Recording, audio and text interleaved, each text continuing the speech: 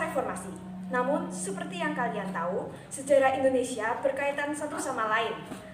Maka, sebelum membahas tentang masa reformasi, sebagai topik pembicaraan kita akan membahas tentang berakhirnya masa reformasi dengan ditandai sebagai referendum Timor Timur, krisis moneter, krisis politik, krisis hukum, krisis sosial, dan krisis kepercayaan. Referendum Timor Timur salah satu peristiwa yang terjadi pada masa pemerintahan Presiden Baharudin Yusuf Habibie adalah diadakannya referendum Timor Timur pada tahun 1999 untuk menyelesaikan permasalahan Timor Timur yang merupakan warisan dari pemerintahan sebelumnya. Pada proses sidang MPR membahas tentang pemisahan Timor Timur dari NKRI secara damai, baik-baik, dan terhormat. Sesuai dengan nilai Undang-Undang Dasar 1945 bahwa kemerdekaan adalah hak segala bangsa, di mana Presiden Baharudin Yusuf Habibie memberikan rakyat Timor Timur untuk memutuskan hal tersebut.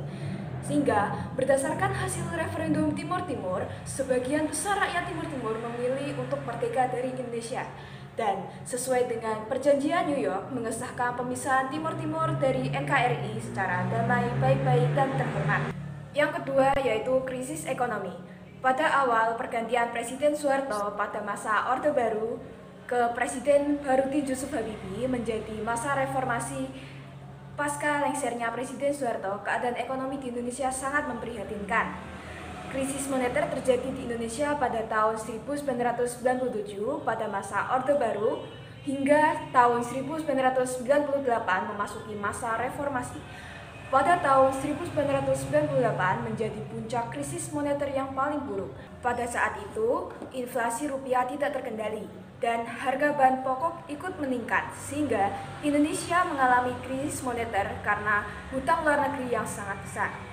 Namun, seiring berjalannya waktu, Presiden Baharudin Yusuf Habibie mampu mengembalikan keadaan ekonomi menjadi membaik seperti menurunkan laju inflasi dan bahan pokok mudah ditemui. Pada masa pemerintahan Presiden Baharudin Yusuf Habibie atau yang sering kita kenal B.J. Habibie. Pada awal masa pemerintahan B.J. Habibie, keadaan sosial masyarakat di Indonesia terlihat sangat kacau setelah pengunduran diri Presiden Soeharto pada masa Orde Baru, sehingga menimbulkan maraknya kerusuhan dan disintegrasi bangsa yang hampir terjadi di seluruh Indonesia. Pada masa awal pemerintahan B.J. Habibie menggantikan Soeharto sebagai Presiden Republik Indonesia, Indonesia mengalami krisis ekonomi yang terpuruk sepanjang 30 tahun terakhir. Disebabkan oleh krisis mata uang yang didorong oleh hutang luar negeri yang sangat banyak. Tujuan reformasi ekonomi adalah 1. Merestrukturisasi dan memperkuat sektor keuangan dan perbankan. Yang kedua, meningkatkan basis sektor real ekonomi. Yang ketiga, menyediakan jaringan sosial bagi masyarakat yang terdampak krisis ekonomi. Pemerintahan B.J. Habibie berhasil menurunkan laju inflasi dan distribusi kebutuhan pokok mulai kembali berjalan dengan baik. Selain itu, paling signifikan adalah nilai tukar rupiah yang mulai menguat menjadi 6.700 per dolar Amerika Serikat pada tahun 1999. Di bidang politik, reformasi politik sesuai TAP MPR nomor 10 MPR tahun 1999, Kabinet Reformasi Pembangunan telah berupaya melaksanakan sejumlah agenda politik, yaitu merubah budaya politik yang diwariskan oleh pemerintahan sebelumnya, seperti pemusatan kekuasaan, dilanggarnya prinsip-prinsip demokrasi, terbatasnya partisipasi politik rakyat, menonjolnya pendekatan represif, dan menekankan keamanan dan stabilitas, serta terabaikannya nilai-nilai HAM dan supremasi hukum. Krisis sosial pada masa reformasi. Selain krisis moneter, bangsa Indonesia juga mengalami krisis sosial. Krisis sosial yang terjadi di Indonesia terjadi akibat munculnya ketegangan dalam kehidupan masyarakat. Pada awal tahun 1998, hampir di seluruh wilayah Indonesia terjadi kerusuhan anti-China. Kerusuhan ini terjadi akibat masyarakat Tionghoa yang mendominasi dalam perekonomian di Indonesia. Krisis sosial yang terjadi membawa dampak yang sangat besar bagi perekonomian di Indonesia, seperti banyaknya pengangguran dan persediaan sembako terbatas, sehingga harga sembako melonjak sangat tinggi. Masa pemerintahan Abdurrahman Wahid. Setelah berganti kepemimpinan beberapa kali, akhirnya Indonesia memilih Bapak Abdurrahman Wahid sebagai pemimpin keempatnya. Beliau didampingi oleh Ibu Megawati Soekarno Putri. Bapak Abdurrahman Wahid atau yang biasa kita sebut dengan Gus Dur ini memerintah pada tahun 1999 sampai 2001. Beliau juga membentuk sebuah kabinet dengan nama Persatuan Nasional.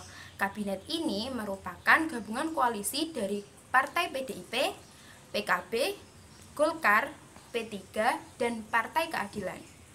Kali ini kita akan mempelajari sepak terjang beliau selama masa reformasi. Yang pertama, dalam bidang ekonomi.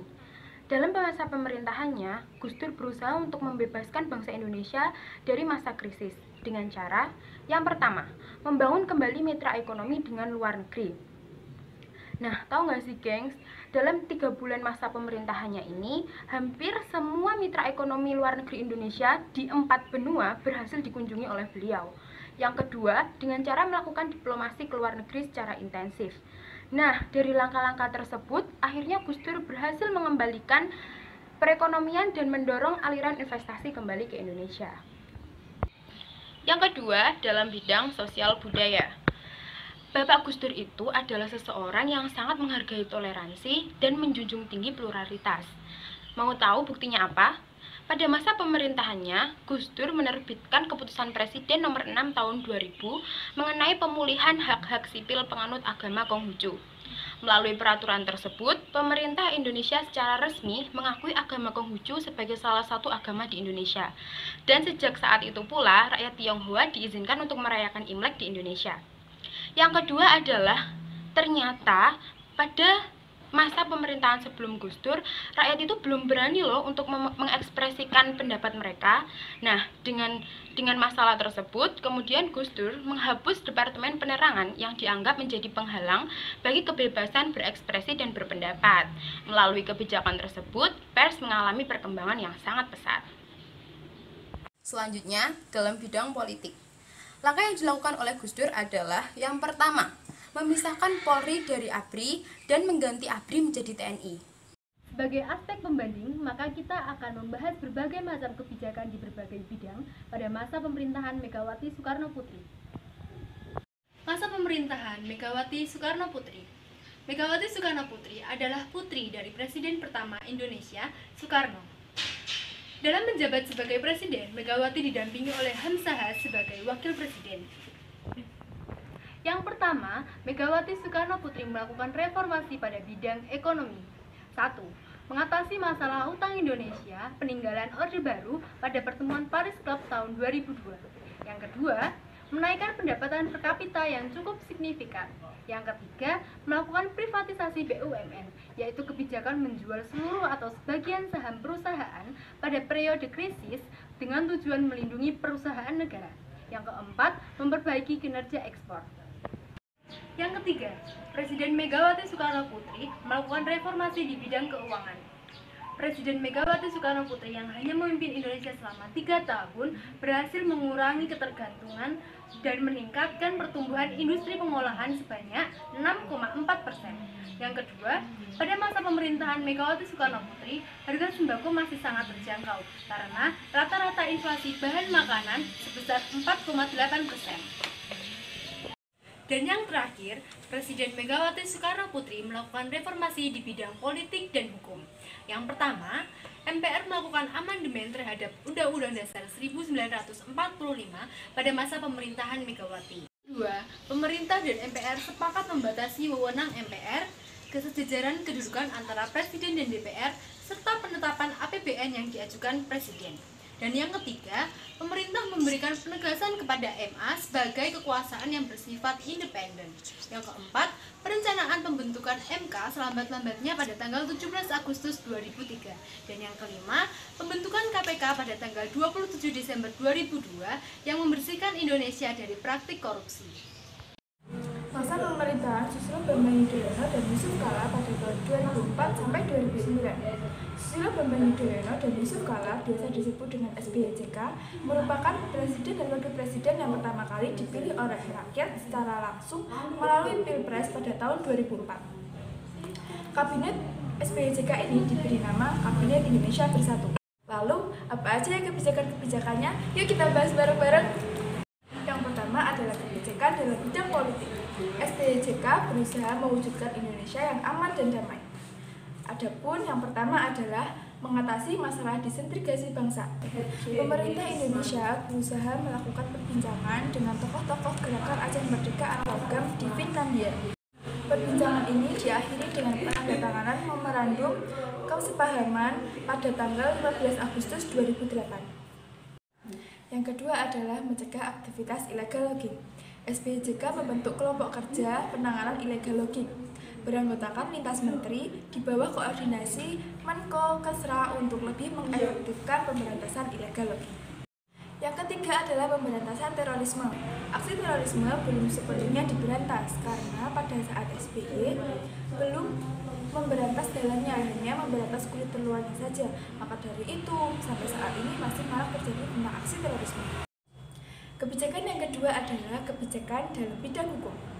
Penegakan hukum dan pemberantasan korupsi merupakan prioritas utama Kabinet Indonesia Bersatu. Presiden mengeluarkan Instruksi Presiden Nomor 5 Tahun 2004 tentang percepatan pemberantasan korupsi. Presiden memerintahkan seluruh kementerian, Jaksa Agung, Panglima TNI, Kapolri, hingga kepala daerah untuk mencegah dan memberantas praktik korupsi. Kebijakan yang ketiga adalah kebijakan dalam bidang ekonomi. Kondisi perekonomian pada masa SBYJK bisa dibilang cukup stabil karena pada masa itu bisa melunasi utang IMF. Cita-cita untuk kembali mencapai swasembada pangan diusahakan oleh pemerintah SBYJK dengan mengeluarkan revitalisasi pertanian dengan target swasembada gula pada tahun 2008. Kenaikan harga minyak dunia menyebabkan pemerintah memutuskan untuk menaikkan harga BBM juga pada tanggal 1 Juni 2008. Yang keempat adalah kebijakan dalam bidang sosial budaya. Presiden SBY berhasil meredam berbagai konflik di Ambon, Sampit, dan juga di Aceh. Pada masa pemerintahan ini, kehidupan masyarakat mulai menuju kepada kehidupan individualisme yang mengutamakan kepentingan individu. Di pemerintahan SBY juga telah dibuat undang-undang mengenai pornografi dan porno aksi. Namun, usaha ini tidak disertai dengan penegakan hukum yang baik, sehingga tidak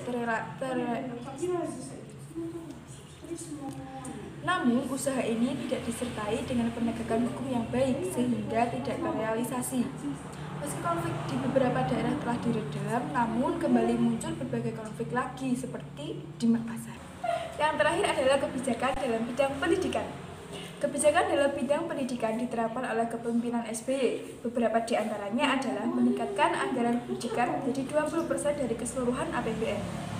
Meneruskan dan mengefektifkan program rehabilitasi gedung sekolah yang sudah dimulai pada periode 2004 sampai 2009, sehingga terbangun fasilitas pendidikan yang memadai dan bermutu dengan memperbaiki dan menambah prasarana fisik sekolah, serta menggunakan teknologi informatika dalam proses pengajaran yang akan menunjang proses belajar dan mengajar. Sebagai aspek pembanding, maka kita akan membahas berbagai macam kebijakan di berbagai bidang pada masa pemerintahan Susilo Bambang Yudhoyono dan Budiono.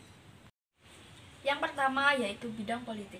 Untuk memperkuat sistem politik, Presiden Susilo Bambang Yudhoyono membentuk Sekretariat Gabungan atau Setgab yang beranggotakan Partai Demokrat dan partai politik pendukung pemerintah, bertujuan untuk menyatukan visi dan misi agar pembangunan berjalan seiring kesepakatan bersama. Yang kedua yaitu bidang keuangan. Kebijakan keuangan yang dikeluarkan pada masa pemerintahan Susilo Bambang Yudhoyono dan Budiono adalah sebagai berikut. Yang pertama, pengamanan APBNP 2012. Yang kedua, kebijakan peningkatan penerimaan negara. Yang ketiga, kebijakan meningkatkan investasi. Yang ketiga yaitu bidang ekonomi. Salah satu kebijakan ekonomi pada pemerintahan Susilo Bambang Yudhoyono adalah mengurangi subsidi dengan menaikkan harga bahan bakar minyak atau BBM. Untuk mengurangi beban masyarakat, pemerintah mengeluarkan kebijakan bantuan langsung tunai kepada rakyat miskin atau yang biasa kita sebut dengan BLT. Pertumbuhan ekonomi Indonesia tumbuh pesat pada tahun 2010 seiring pemulihan ekonomi dunia pasca krisis global yang terjadi pada tahun 2008 hingga 2009. Bank Indonesia memperkirakan pertumbuhan ekonomi Indonesia dapat mencapai 5-5,6% pada tahun 2010 dan meningkat menjadi 6-6,65% pada tahun Yang keempat yaitu bidang sosial budaya. Presiden Susilo Bambang Yudhoyono berhasil meredam berbagai konflik seperti di Ambon, Sampit, dan juga di Aceh. Pada pemerintahan Susilo Bambang Yudhoyono juga telah dibuat undang-undang mengenai pornografi dan porno aksi. Namun usaha ini tidak disertai dengan penegakan hukum yang baik sehingga tidak terrealisasi. Meski konflik di berbagai daerah telah diredam, tetapi muncul kembali berbagai konflik lagi seperti di Makassar. Dalam hal pelestarian budaya, di masa pemerintahan Susilo Bambang Yudhoyono mengalami kemunduran, terutama dengan banyaknya warisan budaya asli Indonesia yang diklaim oleh pemerintah negara lain. Masa pemerintahan Presiden Joko Widodo dan Yusuf Kala. Pada pemilihan Presiden 2014, pasangan Joko Widodo dan Yusuf Kala terpilih menjadi Presiden dan Wakil Presiden mengalahkan pasangan Prabowo Subianto dan Hatta Rajasa. Aspek-aspek pembanding yang akan dibahas dalam masa pemerintahan Joko Widodo dan Yusuf Kala antara lain dalam bidang ekonomi, sosial budaya, keuangan, dan politik. Yang pertama, dalam bidang ekonomi. Pada 17 November 2014, Presiden Joko Widodo mengumumkan kenaikan harga bahan bakar minyak atau BBM yang diikuti dengan aksi demonstrasi di berbagai daerah. Kebijakan Presiden Joko Widodo tersebut untuk menaikkan harga BBM dianggap tidak tepat karena pada saat itu harga minyak dunia sedang mengalami penurunan. Pemerintah berpendapat pencabutan subsidi BBM dipergunakan untuk memperbaiki sektor produktif. Penguatan ekonomi juga dilakukan oleh Presiden Joko Widodo dengan menghadiri berbagai konferensi internasional seperti APEC, ASEAN Summit, dan G20.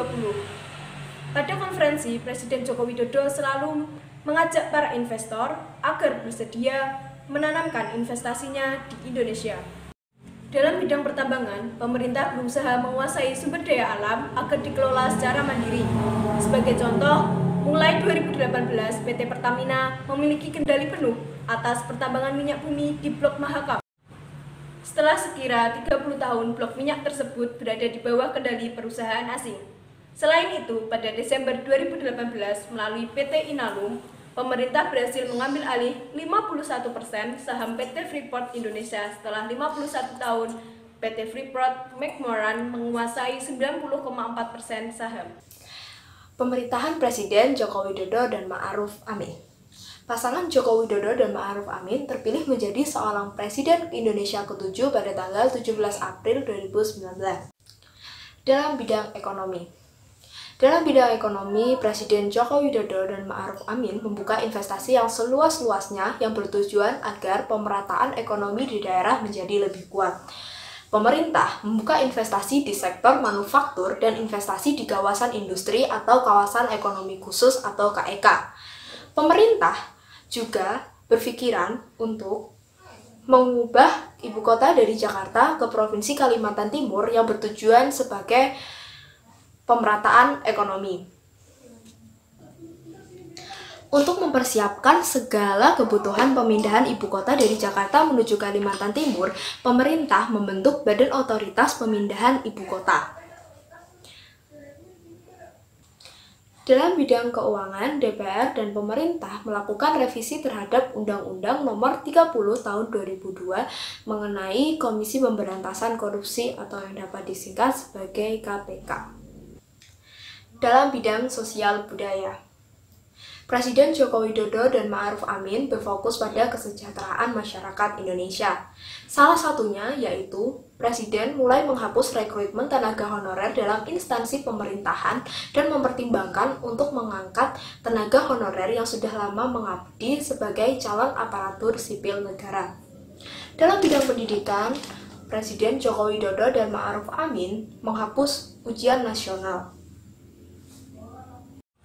Krisis sosial pada masa reformasi. Selain krisis moneter, bangsa Indonesia juga mengalami krisis sosial. Krisis sosial yang terjadi di Indonesia terjadi akibat munculnya ketegangan dalam kehidupan masyarakat. Pada awal tahun 1998, hampir di seluruh wilayah Indonesia terjadi kerusuhan anti-China. Kerusuhan ini terjadi akibat masyarakat Tionghoa yang mendominasi dalam perekonomian di Indonesia. Krisis sosial yang terjadi membawa dampak yang sangat besar bagi perekonomian di Indonesia seperti banyaknya pengangguran, dan persediaan sembako terbatas sehingga harga sembako melonjak sangat tinggi. Krisis hukum pada masa reformasi. Rekayasa-rekayasa yang dibangun pada pemerintahan Orde Baru tidak terbatas dalam bidang politik. Dalam bidang hukum pun pemerintah tetap terus melaksanakan intervensi. Artinya, kekuasaan peradilan harus dilakukan untuk melayani kepentingan para penguasa dan bukan melayani para masyarakat dengan penuh keadilan. Bahkan, hukum sering dijadikan sebagai alat pembenaran para penguasa. Kenyataan itu bertentangan dengan Undang-Undang Dasar Pasal 24 tahun 1945 yang menyatakan bahwa kehakiman memiliki kekuasaan yang merdeka yang terlepas dari kekuasaan pemerintahan eksekutif. Krisis kepercayaan pada masa reformasi. Aksi-aksi mahasiswa yang tidak mendapat tanggapan dari pemerintah menyebabkan para mahasiswa di berbagai kota mengadakan aksi hingga keluar kampus. Menhankam Jenderal Wiranto mencoba meredamnya dengan menawarkan dialog. Namun, mahasiswa menganggap bahwa dialog dengan pemerintah tidak efektif. Menurut mahasiswa, mitra dialog yang paling efektif adalah lembaga kepresidenan dan MPR. Di tengah maraknya aksi protes mahasiswa dan komponen masyarakat, pada tanggal 4 Mei 1998, pemerintah mengeluarkan kebijakan kenaikan harga BBM dan tarif dasar listrik. Naiknya harga BBM dan tarif dasar listrik semakin memicu gerakan massa. Dalam kondisi negara yang mengalami krisis, Presiden Soeharto pada tanggal 9 Mei 1998 berangkat ke Kairo, Mesir untuk menghadiri konferensi G15. Presiden Soeharto meminta masyarakat untuk tenang dan memahami kenaikan harga BBM. Meskipun demikian, kerusuhan tetap tidak dapat dipadamkan dan gelombang protes dari berbagai kalangan masyarakat terus berlangsung. Tuntutan pada masa reformasi. 1. Membersihkan aparat negara dari kebangkitan Orde Baru. 2. Buka seluas-luasnya ruang demokrasi yang menghormati kebebasan berpikir, berpendapat, berkumpul, dan berorganisasi. 3. Mengevaluasi setiap kebijakan peraturan perundang-undangan yang bertentangan dengan HAM dan demokrasi. 4. Negara harus serius dalam upaya pemberantasan korupsi. 5. Menuntaskan kasus pelanggaran HAM di masa lalu. 6. Hentikan persekusi terhadap warga negara dengan dalih apapun. 7. Perlindungan terhadap hak-hak buruh perempuan, LGBT, difabel, dan kelompok rentan lainnya. 8. Pemerintah harus memberikan upah yang layak terhadap buruh. 9. Memberikan perlindungan bagi buruh migran Indonesia. 10.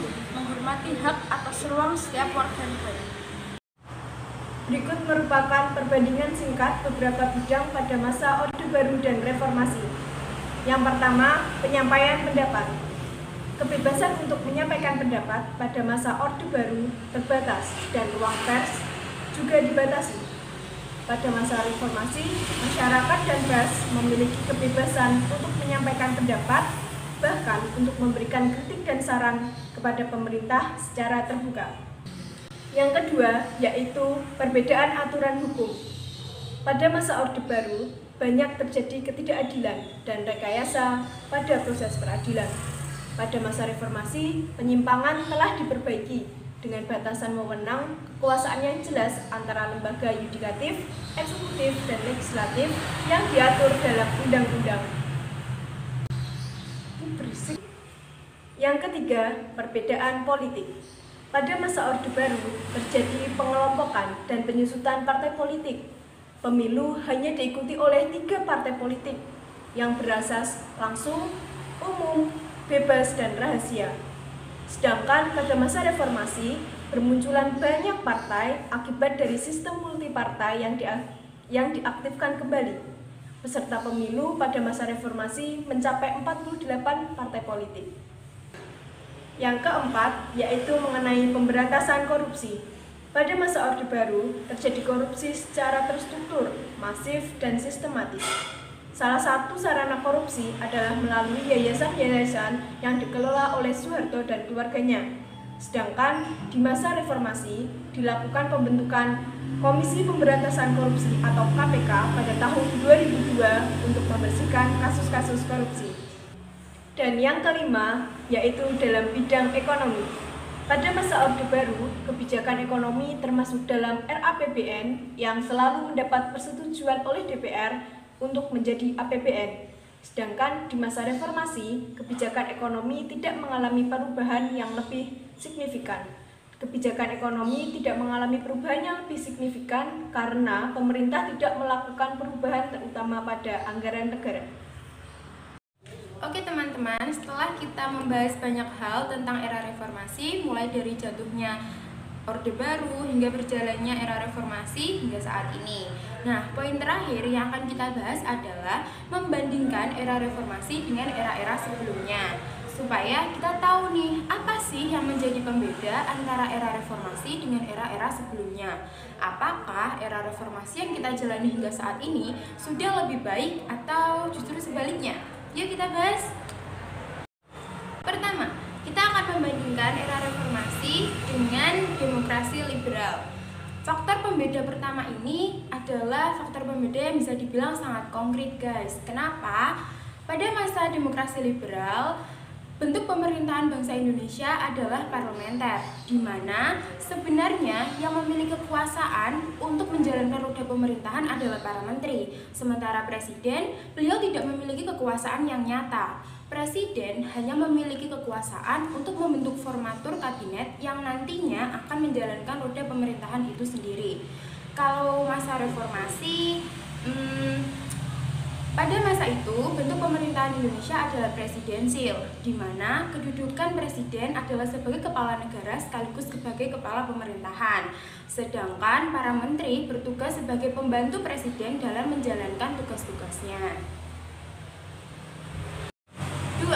Konstitusi tertinggi pada masa demokrasi liberal adalah Undang-Undang Dasar Sementara 1950. Kalau di era reformasi, konstitusi tertingginya adalah seperti yang kalian tahu, Undang-Undang Dasar 1945. 3. Pada era demokrasi liberal sering terjadi pergantian kabinet kan. Hal itu disebabkan karena pada masa itu parlemen sangat mudah mengeluarkan mosi tidak percaya, sehingga kesempatan untuk menjatuhkan kabinet yang satu dengan kabinet yang lain beserta koalisinya sangat mudah. Nah, hal inilah yang menyebabkan banyak sekali program-program pemerintah yang tidak dapat diselesaikan. Padahal mereka-mereka yang bertindak sebagai kabinet oposisi itu dan mengajukan mosi tidak percaya itu hanyalah ingin memperebutkan posisi partai dalam kabinet. Bisa dibilang kondisi politik Indonesia pada saat itu sangat kacau balau ya, gengs. Kalau pada era reformasi, menurut Undang-Undang Dasar 1945, tidak ada yang namanya lembaga pemerintahan tertinggi. Jadi, lembaga pemerintah di seluruh Indonesia itu memiliki kedudukan yang sama, setara dan sederajat dalam menyelesaikan fungsi-fungsinya.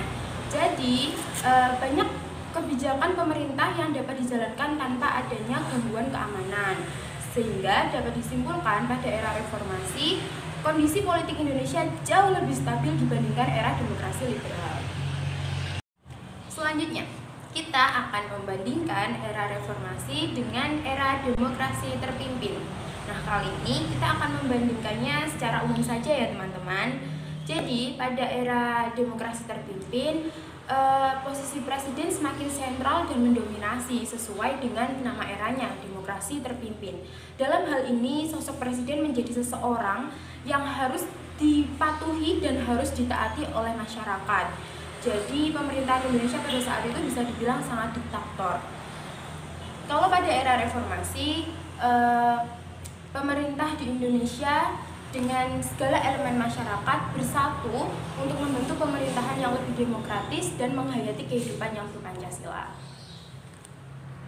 Dari deretan peristiwa pada masa pemerintahan reformasi dari waktu ke waktu dapat kita ambil hikmah dan kesimpulannya, yaitu dilansir dari antaranews.com, Kepala Negara menyatakan setidaknya ada 3 hal pelajaran atau hikmah yang dapat kita petik. Yaitu hal pertama yang dapat kita petik adalah dalam menghadapi kesulitan, kita harus bersatu.